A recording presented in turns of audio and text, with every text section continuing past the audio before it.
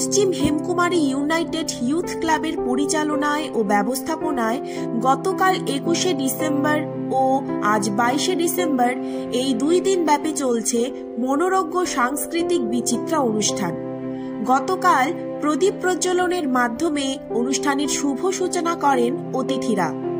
United youth ক্লাবের বার্ষিক এই বিচিত্রা অনুষ্ঠান নিয়ে স্থানীয়দের মধ্যে বিপুল উৎসাহ ও উদ্দীপনা সাড়া ফেলছে জনমানসে।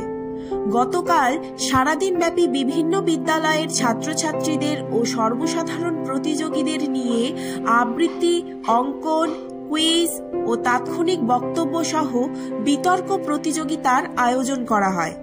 প্রতিযোগীদের সাড়া ছিল চোখে পড়ার মতো।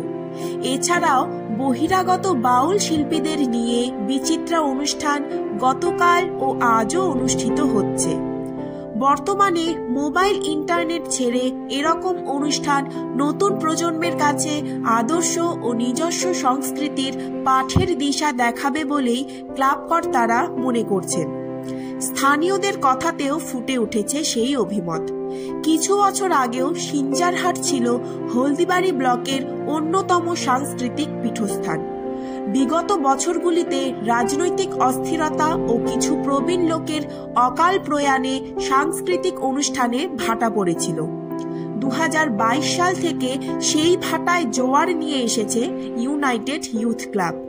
স্থানীয় যুবক যুবতীদের সম্মিলিত প্রচেষ্টায় গঠিত ইউনাইটেড ইউথ ক্লাব স্থাপিত হয়েছিল 2021 সালে। তাদের এই সদ্য স্থাপন কালের মধ্যে এ ধরনের বার্ষিক অনুষ্ঠানের আয়োজন সাড়া ফেলছে গোটা হলদিবাড়ি ব্লক জুড়ে। হাতে প্রাণে খাটো সবে শক্তি করো দান, তোমরা মানুষ হইলে দেশের কল্যাণ। নমস্কার। আপনারা দেখছেন নর্থ বেঙ্গল সমাচার, উত্তরের বার্তা, সত্যের পথে।